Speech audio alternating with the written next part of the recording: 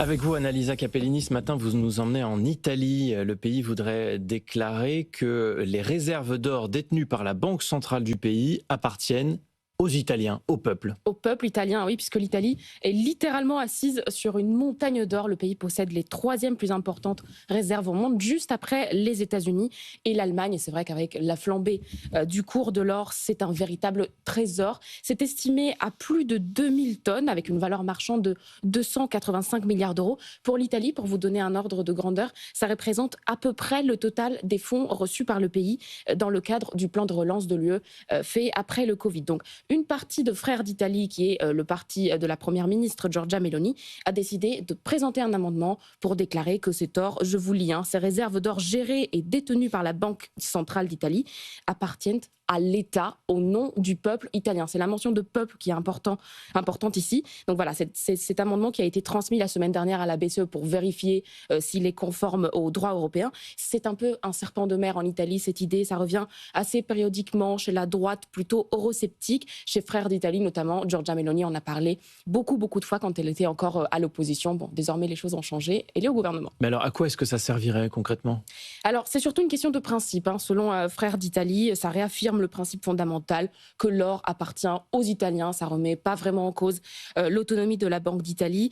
C'est vraiment symbolique. On se rend compte qu'en réalité, cet or appartient déjà de facto à l'État. Donc, il sert déjà les intérêts des Italiens. L'idée derrière, c'est qu'en fait, un gouvernement qui est élu démocratiquement serait plus légitime qu'une institution non élue, la Banque centrale évidemment, pour gérer l'argent de son peuple. Alors derrière ça, il y a évidemment des craintes, et la crainte, c'est surtout que ça ouvre la voie à une vente massive d'or italien pour renflouer les caisses, ce qui serait, selon la plupart des économistes, en fait un signal négatif. Ça enverrait le signal d'un pays au bord du gouffre, prêt à vendre tout son or pour essayer de renflouer les caisses, surtout que l'Italie, en réalité, n'en a pas vraiment besoin en ce moment.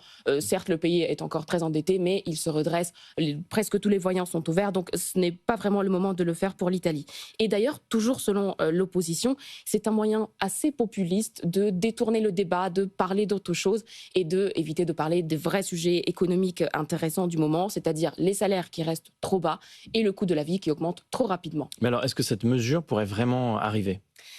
C'est difficile à dire pour l'instant, mais en tout cas, la BCE est contraire. Elle a invité hier le gouvernement italien à reconsidérer le projet, puisque changer le statut juridique de ces réserves, même si c'est de manière tout à fait légale, en réalité, risque de compromettre l'indépendance de la Banque d'Italie. D'ailleurs, la BCE a saisi l'occasion pour glisser que tout transfert de ces réserves vers les comptes publics italiens serait tout simplement interdit. Donc la réponse de la BCE est toute simple. La question italienne est caduque. D'ailleurs, la BCE ne comprend pas vraiment l'objectif de ce projet de disposition. Traduit, c'est trop fumeux. On ne comprend pas ce que vous voulez faire de cet argent. Et puis, c'est tout simplement non, dans le doute, puisque l'Italie ne décide pas toute seule. Et l'or italien sert aussi à garantir la stabilité monétaire de toute la zone euro. Le camp Meloni, lui, ne compte pas lâcher si vite. Un des auteurs de la proposition n'exclut pas de rédiger à nouveau la question dans un autre format, sous une autre forme, peut-être mieux bornée juridiquement, pour essayer cette fois-ci de convaincre la BCE. Le monde qui bouge, à retrouver en replay en podcast sur l'application de BFM Business. Merci beaucoup, Annalisa.